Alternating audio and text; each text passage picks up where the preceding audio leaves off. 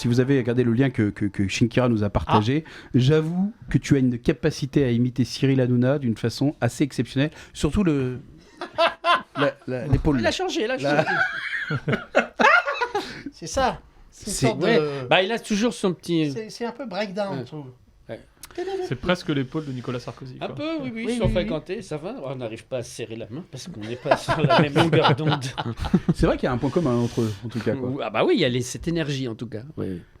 L'énergie, je crois que ça leur convient bien à tous les deux. Quoi. Ah Ouais, oui, de toute c'est façon. de la pure énergie les deux. Enfin, oui.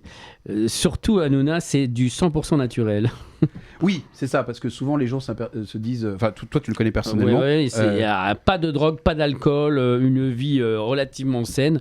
Tout le monde pense... Même comme j'ai animé 2 heures de direct pendant près de 2 ans et demi à MCM, quand j'avais 19-20 ans, tout le monde pensait que j'étais sous coke. Hein. Moi, tu me connais, jamais d'alcool, jamais de drogue, jamais de ma vie. Mais c'est juste une énergie qui est une sorte d'adrénaline comme ça qui vient, l'énergie du direct, un peu comme là, tu vois, on est en effervescence.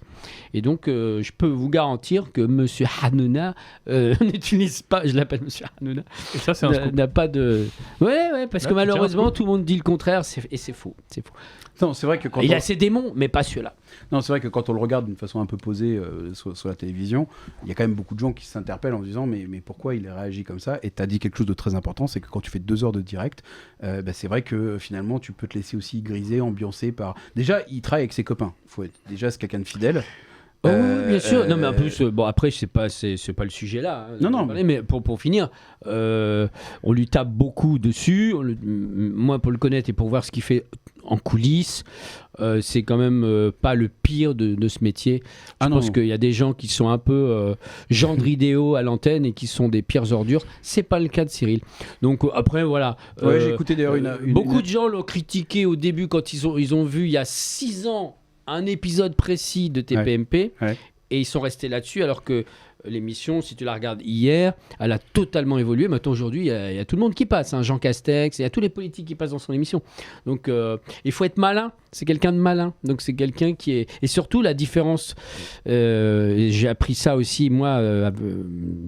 dans mon parcours, c'est que c'est pas juste le talent qu'il te faut dans ce métier, c'est du mental. Et lui, il a du mental parce qu'il s'en prend plein la gueule dans tous les sens. Mais s'il est là, c'est qu'il a, après 10-15 ans de galère, c'est qu'il tient. Où tout le monde lui a craché dessus et personne ne voulait de lui. À France Télévisions, on l'appelait pas lui. On savait qui. Pour tous les pilotes, on dit on prend pas lui. Non, on prend pas lui. Donc il a été, du coup, on le prend. Pris comme une ordure, une merde. Du coup, maintenant qu'il est là.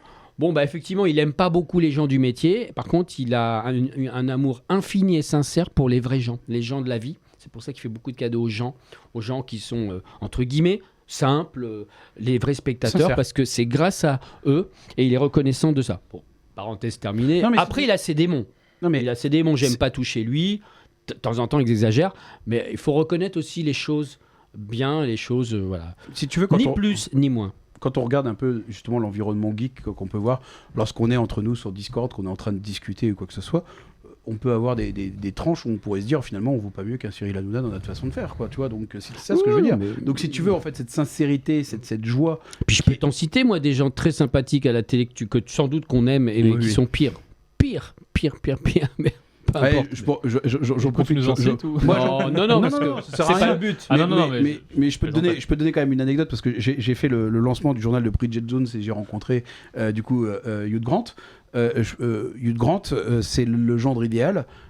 Il n'a aucun comportement de gendre idéal dans la vraie vie, quoi. Ça, c'est vrai et certain. C'est quelqu'un qui a même plutôt tendance à être misogyne. Et je trouve ça terrible de se retrouver avec quelqu'un qui doit avoir le rôle où en fait tout le monde le prend pour le gendre idéal, alors qu'en fait pas du tout, quoi.